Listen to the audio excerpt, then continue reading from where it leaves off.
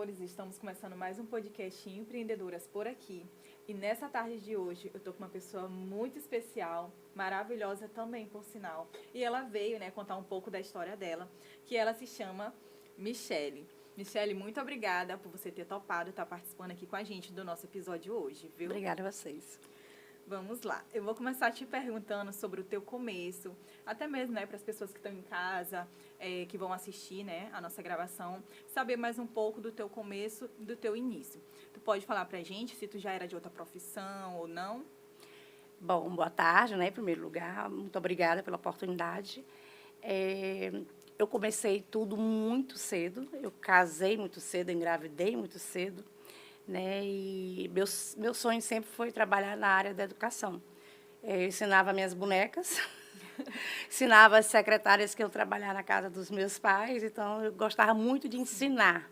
Sempre gostei muito de letras, né? Não gostava muito de número, até hoje eu não gosto muito de número.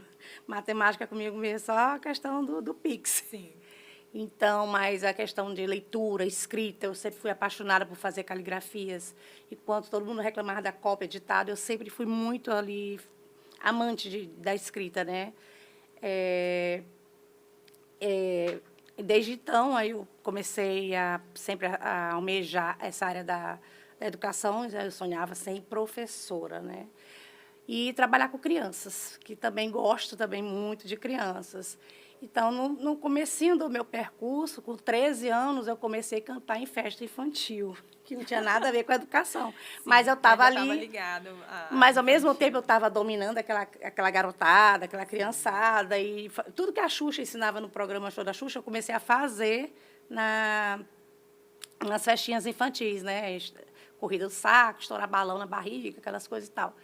E eu ficava fazendo as cantorias, né? O karaokê, na época, tinha um karaokê da Xuxa, da Mara, Eliana, enfim. E fazia aquelas brincadeiras todas. Desde então, aí eu comecei sempre a ter esse direcionamento. Até que quando eu me conheci meu namorado, meu esposo, a gente começou a namorar. Logo depois, 9 meses de namoro, a gente já casou. Aí, para casar, eu tive que engravidar, tive meu primeiro filho, que hoje já está a fazer 27 anos, agora dia 19. E, desde então, aí eu peguei e disse, agora eu tenho que fazer uma faculdade, né? Casei antes de tudo, estava no terceiro ano do ensino médio, foi quando a gente se conheceu. Casamos, tudinho, nasceu o primeiro filho. E, antes de nascer o primeiro filho, eu já entrei na faculdade de pedagogia. Aí fiz pedagogia, me formei, fui trabalhar como professora, no início como estagiária, depois professora. E no percurso, né, meu filho já meio grandinho, começou a ser muito, muito assim, como é que se diz, sapequinho, né? E fora elétrico. E quando eu vi que a sapequinha estava além do normal, eu digo, não, peraí, o que está acontecendo? Aí eu descobri que ele tinha TDAH, não tem TDAH, né? E aquilo ali me despertou uma nova profissão. Aí eu fui em busca. Em São Luís, na época, não existia, né? Na época era só psicopedagogia clínica. Mas chegou no Selma em 2000, meado do ano 2000, chegou no Selma. Eu fui uma das primeiras turmas do Selma, da psicopedagogia. Aguardei um tempão para fechar a turma, aquela história toda. E iniciei. Depois fui fazer a parte clínica no Piauí, em Teresina. Aí comecei a trabalhar lá, morei lá na época, depois vim morar de novo aqui. E fiquei na profissão mesmo só Hoje eu estou como neuropsicopedagoga, né? Mas comecei Já como foi professora. no caso, Sim. né? E aí tu entrou em um tema, né, em um assunto, que é o TDAH.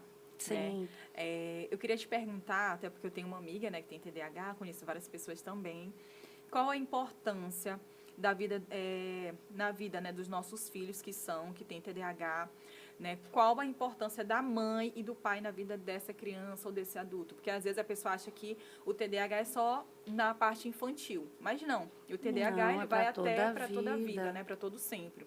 E até aqui falando da minha amiga um pouco, ela nunca naquele tempo, né, hoje ela tem acho que uns 30 e poucos anos, naquele tempo não era um assunto que os pais sabiam, né, às vezes muitos dos pais hoje estão descobrindo, hoje já é mais livre esse assunto, né, para estar falando, mas no antigamente não, no antigamente era muito oculto ainda, né. Sim. Então, entra no hoje que essa minha amiga, ela sofre muito, por ela ter 30 e poucos anos, às vezes as pessoas que estão perto dela não entendem o que a gente está conversando. Não é compreendida. Isso, a gente está conversando aqui, e aí do nada ela para, aí muitas pessoas começam a sorrir, outras já, sabe assim, o que é que ela tem? E aí eu sempre cautelosa, porque eu vejo muito como eu trabalho com a mente humana também, né? Então Sim. já entra também aí. Então eu tento sempre ajudar ela de alguma forma, do grupo mesmo lá. Thalissa, que dia é mesmo aquele evento que eu tô perdida? Aí eu já sei, eu vou lá passar a tabelinha para ela. Então, voltando, no teu entendimento, né, no teu profissionalismo, qual é a importância dos pais na vida dos filhos com o TDAH? Em primeiro lugar, como eu fiz, né? Saber o que era o TDAH, entender o que estava acontecendo.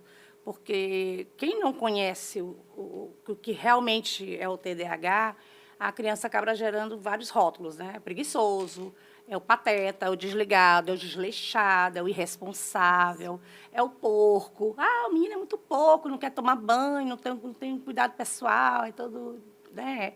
Então, mas não é isso, né? Então, são diversos fatores que, se a pessoa não se atentar e procurar mesmo ter a compreensão do que é aquele transtorno, fica complicado. Se ele não é compreendido dentro de casa, como é que ele vai ser compreendido na porta da rua para fora, né? Então, os pais a primeira pessoa que tem que correr atrás, identificar e conhecer o que é o TDAH são os pais, até para procurar uma ajuda. Sim. Não tem como você sair de casa e procurar uma ajuda, mas o que é que teu filho tem? Eu não sei. Né? É Então, primeiro, a priori, os pais têm que procurar um entendimento, saber o que é o TDAH, procurar ajuda dos profissionais, junto com os profissionais, avisar a escola, porque a escola, né, é um ambiente que é do aprendizado, que o aprendizado é o fator que mais é prejudicado, porque o TDAH ele gosta de fazer as coisas que ele gosta. Que ele gosta, é isso. Né? Ele tem um foco ali, é só naquilo que ele gosta. Tem uma certa preguiça No também, caso, né? meu filho gostava de mexer em computador, videogame, ixi, até hoje ele é formado em TI. Né? Então, ele acabou fazendo o que ele gosta, e eu sempre apoiei ele nesse quesito. Né? Tem muitos pais que gostam, meu filho tem que fazer medicina, fazer direito. Não, e o que é que ele gosta? Mexer, ter curiosidade por tecnologia, essas coisas. Então, faça aquilo que você gosta, porque a graduação é um casamento, né? Então, eu acho que o importante é a família estar preparada a entender, compreender, aceitar, né? Que é muito né? E ajudar, não é rotular, não é, Isso, né? é isso mesmo. Taxando disso, de aquilo, e ajudando, né? Dando suporte, principalmente Até suporte. porque a família, né, ela é a base de tudo. É a na base nossa de vida, tudo. Né? Ali começa, onde tudo Ali que começa. Se não fosse eu ajudando, eu acho que o que me ajudou também muito na compreensão, porque eu já era da área da educação, e assim, se fosse só pela escola, ele não ia se alfabetizar tão cedo, porque ele não sentava de jeito nenhum para ler, para escrever, não tinha interesse de nada. E em casa, então, eu tive que abdicar, da época que eu comecei a trabalhar só um turno. O turno que ele ia para o colégio era o turno que eu trabalhava, que eu ia para dar aula, na época eu lecionava, e o turno da tarde eu ficava em casa, porque eu tinha que ficar com ele, até porque nenhum particular não queria ficar com ele. Porque, além dele ser agitado, dele não prestar atenção no que a professora está fazendo, ele acabava agitando todo mundo da escola particular. Então, geralmente, ele não era bem recebido. Então, o que eu percebi? Né? Mesmo sem ainda nem ter a experiência que eu tenho hoje, né? eu percebi que ele sozinho comigo, ele era outra coisa. E eu cheguei até a procurar outros profissionais. Você ensina particular só para uma criança? Não. Então, assim, eu digo, não, mas ele precisa de um atendimento único. Aí eu comecei a ficar com ele na mesa, você só vai fazer isso, aquelas coisas que ele gostava, depois que você... Aí foi que eu consegui alfabetizar ele de verdade, que se ficasse solto, ele não... Então, o suporte principal é da mãe e do pai. Michele, já que a gente está falando desse assunto, né, do TDAH, eu queria te perguntar se tu já ouviu alguma história, né, de algum paciente teu que te impactou muito nessa tua caminhada profissional. Olha, já teve casos assim, eu vivencio com meu filho em casa, mas às vezes a gente reclama, tem coisas bem piores. Tem crianças que eu digo assim, tem adolescentes que abandonam os estudos, não querem mais para a escola, os pais, às vezes, porque o TDAH, o importante é tratar desde pequenininho, ainda tem isso. Enquanto está ali no nosso seio materno, né, a gente está ali, ainda tem aquele controle, a criança, depois dos 10, 12 anos, já entra naquela fase da pré-adolescência, já entra a rebeldia, né? Aí o desinteresse é bem maior, aí vem a curiosidade de outras coisas, aí tem as amizades que já vão afetando. Então, o importante é trazer bem para perto o quanto antes, né? E tratar o quanto antes, porque depois que passa um certo período, fica bem mais difícil. E eu já tive um paciente que ele abandonou, não quis mais, a mãe lutou, relutou, e ele não quis mais ir para a escola. Então, mas ele voltou, graças a Deus, né? Depois de um período de muita luta, mas passou mais ou menos uns 2 anos sem frequentar a escola. Há muito tempo, né? Então isso aí foi uma coisa muito triste, né? Para nós, como profissionais, que a gente tenta ajudar, e de ver os pais, né? Querendo, né, trazer o filho para a escola e tendo aquela luta toda. Aí a gente chega no momento, estudando em colégio particular, né? Então, colégio particular não é algo barato. Então, eu até aconselhei a mãe, é melhor você pegar esse ano, tratar, né, para depois tentar voltar para as escolas, porque fazer nada forçado não traz resultado positivo. É isso mesmo. E, Michele, tu já pensou em desistir da tua área alguma vez? Já aconteceu alguma situação assim, cara, eu vou desistir de tudo ou não? Nunca passou isso pela tua cabeça? Não é desistir, é curiosidade em ter outros. Eu e meu esposo, a gente está com um projeto, que é surpresa ainda, para São Luís, mas eu poderia continuar, né? Eu quero continuar, mas pelo que eu estou vendo, eu não vou dar conta. Porque, assim, mesmo eu já tenho 2 filhos que já são casados, só tenho um mais novo que mora comigo, tem 17 anos, tenho um netinho, mas é questão mesmo de dedicação. Minha mãe dizia, quem quer 2 perde 1, quem quer 3 fica sem nenhum. Então, assim, é uma novidade. Então, é algo assim que eu queria... assim, como eu sou muito comunicativa, eu falo até demais. Eu acho que eu também tenho TDAH, eu acho que eu tenho certeza. Meu filho tem, né? E geralmente é genético. Então, eu estou, assim, na expectativa de, se acontecer de fato do jeito que a gente está planejando, aos pouquinhos eu vou largar, porque... Não porque eu queira largar, eu amo a minha profissão, eu adoro, até porque a minha especialização hoje é fazer rastreio. Eu identifico síndromes e transtornos, eu não faço intervenções, né, tratamento, eu só faço aquele procedimento de processo investigativo. Então, eu sou muito curiosa, quando eu pego ali, a mãe está falando na anamnese, eu já estou aqui, meu Deus, o que será que esse menino tem, mas eu vou descobrir. Então eu gosto muito desse negócio de investigar, né? E de dar um resultado positivo, né? Às vezes chega uma criança para mim com um diagnóstico geralmente errado. Ah, mas meu filho deu isso, deu aquilo, a gente vê outra coisa. Então, aí eu acho muito bacana isso. Mas hoje eu estou fazendo 46 anos. Hoje é o aniversário dela. É, meu aniversário. Então, 46 anos, eu quero ter experiência. Como eu me casei muito cedo, eu pouco viajei, pouco curti, porque até hoje eu me dedico. Eu não vou te mentir, eu acho que o pessoal diz que eu sou até muito enjoada, que eu sou pegajosa, mas eu sou uma mãe ali 100%. Eu fico preocupada com o meu filho, eu não durmo, até meus pacientes eu fico preocupada. Quando eu abraço uma causa, eu abraço mesmo, sou muito chata. Então, eu acho que eu preciso um pouquinho cuidar da Michele. Eu nunca cuidei de mim. Eu sempre cuidei de casa, dos meus filhos, dos meus pacientes, né? Dos meus alunos. Então, eu acho que eu queria ter algo novo. Eu estou precisando assim, inovar, repaginar, né? Como as pessoas dizem. E eu te entendo, Michele, porque às vezes a gente fica num trabalho, né, vamos supor, 10 anos, 11 anos, 12 anos, e aí não sabe o outro, né? Às vezes a gente fica assim, mas eu não vou sair desse aqui, porque vai que eu não gosto, mas vai que tu gosta, né? Vai que tu gosta do outro, do novo. Que eu acho que tudo que tem novo significa recomeço, e às vezes o recomeço, às vezes ele dói, né? Sim. Mas lá na frente a gente vê que realmente o recomeço ele é necessário, muitas das vezes no nosso profissionalismo, né? Muitas das vezes. Nossa área profissional, familiar. Se bem que da educação, né, já passei por várias modificadas, várias modificações. Tanto assim, como era professora, né, já fui professora de educação infantil, fundamental, já fui professora de pós-graduação, né, eu dou palestras até hoje, webinários. Então, assim, cada coisa é uma coisa, né? Então, não tem aquela mesmice, o atendimento consultório. Já teve várias modificações também no autismo, TDAH. Antigamente era uma coisa mais ali, como é que se diz, oculta. Hoje em dia está um negócio bem mais, né, aberto, as pessoas já conversam, já discutem, já tem debates, né, as pessoas já compreendem mais, a gente busca até hoje aí a luta da inclusão. Então, teve várias modificações. Nunca ficou aqui. Meu trabalho não tem mesmice. Sim. Não tem mesmice, né? Até meus pacientes não são os mesmos, né? Eita, TDAH. Então, todo Sempre dia tem um nova. desafio diferente. Sim. Sempre tem um desafio diferente. E história também Já diferente. eu recebi já uma criança que você atende uma síndrome de Rett. Eu disse, não, nunca vi essa síndrome. Eu digo, meu Deus, mas eu atendi. Aí, o que eu fui fazer? Eu fui pesquisar, fui trabalhar, estudar, me preparar para atender. Mas eu não disse não. Eu acho que ninguém é capaz de... Então, se eu estou no meio da... Para aprender. Justamente. Aprende. É só a gente em busca que a gente consegue. É isso mesmo, Michele. E, Michele, agora eu vou te perguntar a questão da tua profissão, né? Que tu cuida das pessoas com TDAH. No teu começo, tu teve algum certo preconceito com algumas pessoas sobre a tua profissão ou não? Todo mundo te apoiou? Ou foi de boa? Meu esposo sempre me apoiou, né? Na verdade, a primeira pessoa que sempre me apoiou foi minha mãe, que foi minha avó que me criou, já faleceu.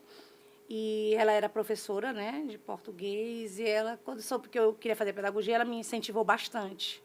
E meu esposo também já era namorado, né? Sim. Então, ele também achou bacana eu fazer pedagogia, tudinho, ele gostou. E sempre me incentivou. Inclusive, eu me esquecendo, a gente teve as franquias da Microlins, né? Que ele fez comprou a franquia na época por causa de mim, como pedagoga, que ele achava que aquilo ali ia dar um upgrade muito bacana. Sim. E realmente eu fui mais vista e tudo na época. Não sou coproprietária, mas ele me colocou para ser a pedagoga das duas unidades que ele tinha, no Paço do Lumiar e na Cidade Operária. Então, aí o pessoal ficava assim, a proprietária que é a pedagoga, às vezes o pessoal tinha medo até de vir falar comigo, porque ao mesmo tempo que eu contratava, eu, né, fazia parte do corpo docente da instituição, né? Então, eu fazia as aulas iniciais, né, a apresentação, eu fazia a entrevista dos professores, a aula teste. Então, assim, mas foi muito bacana. Isso aí foi bem legal. Eu comecei a me aperfeiçoar nas palestras na Microlins, né? Porque eu tive bastante treinamento. Por ser franquia, a gente tinha treinamento em São José de Rio Preto. Então, isso aí me ajudou bastante. Meu esposo me deu um apoio bem bacana nesse período aí. Nesse período, né? E aí, como mãe também, né? A gente vai falar um pouco da parte materna, né? Tu conseguiu conciliar a tua profissão com a criação também dos teus filhos, ou tu teve uma certa dificuldade? Porque a gente sabe que quando a gente é mãe, a gente tem trabalho, e é casada também, né? A gente tem trabalho, tanto em casa, aí cuida do marido, cuida dos filhos, e ainda tem que se dedicar também à nossa profissão, né? No teu caso, aí entra a questão do teu filho também, tu tem 2, né? Três filhos. Aí foram 3 filhos, mais a profissão, a casa e o marido. Como é que tu conseguiu conciliar isso? Olha, eu brigo muito. Sempre quando chega alguém para mim, às vezes, não no consultório, mas na minha roda de amigos, muita gente, às vezes, até as amigas da minha filha. Eu tenho uma filha que também já saiu de casa, né? Está morando com um rapaz e está terminando a faculdade de psicologia. Né? Acho que eu vou deixar meu consultório lá para ela de herança, aí eu vou saindo, né? Aproveito. Eles sempre trazem uns amigos, as meninas sempre estão ali na rodinha, né? Ai, tia, eu tenho pavor de casar cedo e ter filho cedo, meu Deus, não sei o quê, eu não vou dar conta. Eu digo, olha, se eu engravidar, então, eu não vou conseguir estudar. Eu digo, para mim, não existe isso, Thalys. Eu te digo assim, por experiência própria. Quando alguém diz assim, eu engravidou, nunca vou conseguir estudar, não existe isso. Se você quer, você consegue, né? Agora eu vou falar uma coisa que sempre meu marido diz, está tudo dentro da cabeça da gente, né? Se você bota na sua cabeça que você quer ali, foi muito difícil para mim. Não vou dizer que foi fácil, porque seria hipócrita. Foi difícil até demais, né? No começo, a minha mãe, que foi minha avó, não podia me ajudar 100%, porque já estava com uma certa idade, né? Me deu um suportezinho para a gente bacana, muito bacana no período, bom período. E minha sogra também, sempre podia, estava ali, né, nos ajudando. Mas eu nunca deixei, meus filhos nunca deixei morando na casa do avô, da avó, deixando da casa da vizinha. Não, era comigo. O que eu podia fazer, arrumava, nem na mão de secretária eu não deixava. Se hoje é difícil, né, de confiar, Sim. imagina que, né, então eu nunca gostei. Mas eu tinha uma pessoa que me ajudava, né, fazer a comida, tudinho, mas eu sempre tentava auxiliar, como eu te disse.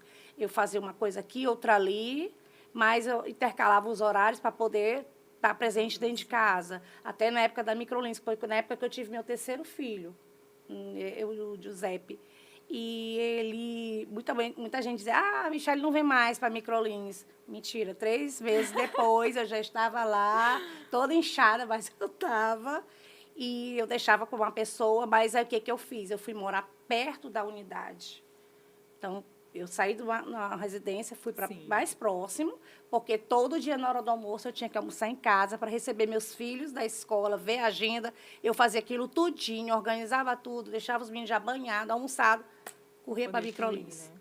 E eu sempre me virei, como diz o Faustão, a gente tem que se virar nos 30. A gente não 30. pode se acomodar e ficar dependendo dos outros. É isso mesmo. Né? Até porque os outros não é para sempre. Não é para sempre. A é gente isso tem que mesmo. viver a vida da gente. Então, a gente fazia eu e meu esposo, a gente sempre se virava e um ajudava o outro para poder a gente dar o suporte para as crianças. Nunca deixava os meninos soltos. É isso mesmo. E aí tu falou em questão do teu marido, né? Que ele fala sobre a mente, né? Tudo tá na mente. Está na cabeça da gente. E é muito verdade. Às vezes a gente se limita. A gente mesmo, né? Permite que a gente se limita. Porque muitas das vezes a gente fala também do casamento, mas também a gente fala até do trabalho mesmo. Às vezes o trabalho, ele bate na nossa porta justamente no que a gente sonha. Muitas vezes, para a gente começar um trabalho próprio nosso, né? Eu falo mais do termo de empreendedorismo. Aí chega uma oportunidade, aí vem o medo, vem as dúvidas, os questionamentos. Será que é para mim? Será que vai dar certo? Então, assim, a gente nunca vai saber se vai dar certo se a gente não der logo a cara a tapa para ir mesmo. Né? Eu costumo muito falar que a gente pode mudar o caminho da rota. Né? A gente é seres humanos, a gente pode cansar, parar um pouco para descansar, mas nunca desistir. Se não está dando por essa rota, tenta por outra que vai dar certo, né? Mas a gente não pode colocar ali um limite no qual, não, porque eu sou mãe hoje, eu não posso. Sendo que a faculdade ela vai estar ali te esperando no ano que vem, entendeu? Sim. Vai passar 9 meses, mas aí depois tu vai ter a tua licença e vai dar tudo certo. E é só voltar para ir caminhar nos teus sonhos. Eu sempre costumo falar isso. E, Michele, eu queria agora que tu deixasse um recado, né? Para as mães, para as esposas, né? E também pessoas que trabalham por conta própria, em questão dos seus sonhos, sobre não desistir. Eu queria que passasse um recado para essas pessoas agora. Bom, tu falou uma coisa muito interessante do medo. Sim. De um período para cá, meu esposo teve Covid, quase faleceu do Covid. Foi eu vou te dizer, foi a pior etapa de toda a minha vida. Né? Eu tive já perdas dos meus pais, mas já foram com uma certa idade, tudinho. Mas quando teve a situação da pandemia, a gente teve Covid, mas a gente nunca imaginou que chegaria num ponto de um desespero. Todo mundo ficou bom e meu esposo aparentemente estava bom, mas de repente, né, ele pegou uma bactéria pulmonar e teve uma emergência. Foi uma coisa assim muito complicada mesmo, que o médico disse, olha, talvez a mãe não acorde, ele acorde vivo.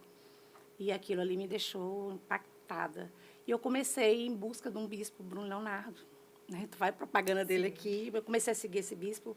E uma coisa que eu aprendi também, no que você me perguntou, quando a gente tem um sonho, uma coisa, né? As mães, um recadinho para as mães, para as pessoas, não só as mães, mas os adolescentes que têm seus sonhos, seus projetos de vida. O medo é uma coisa que atrapalha muita gente. Eu era uma pessoa muito medrosa. Muito medrosa. Eu tinha muito medo da minha cara ao tapa. Então, depois que eu ouvi o bispo falando que o medo, só a palavra medo já era uma coisa muito ruim, gera uma coisa ruim dentro da gente e que atrai. Sim. Né? Então, o medo já é uma coisa negativa e que a gente não deve ter medo, a gente deve ter fé. O que é a fé? Ele sempre fala, acreditar naquilo que ainda não aconteceu. Isso mesmo, como se fosse real. Real. Se você acreditar, se você fechar os olhos e dizer vai dar certo, não tem por que não dar certo, porque Deus é o Deus do impossível. Então, para ti é impossível, mas para Deus não tem nada que seja impossível. Então, depois disso aí, que eu comecei a seguir, graças a Deus, deu tudo certo. Meu esposo saiu da situação de perigo, né? Ele voltou para casa. Aí eu percebi que isso é real. Porque todo mundo, na hora que a médica dizia, tipo, essa médica não sabe de nada. A gente vai embora, a gente vai embora tal dia, não te preocupa que a gente vai embora. Os resultados não eram aquelas coisas maravilhosas, né? Aquela agonia toda, naquela época de pandemia. Todo mundo chorando, meus filhos também agoniados. Mãe, como é que vai ser? Gente, não... Ele vai embora, vai dar tudo certo. Então, eu comecei a botar aquilo ali na minha cabeça. Né? O que o bispo passou para mim, escutando o YouTube no carro. E, assim, às vezes, eu achei que ele só faltou ele dizer meu nome. Sim. Mas aquela mensagem ali é para ti. Então, eu absorvi aquilo ali e, desde então, eu percebo isso.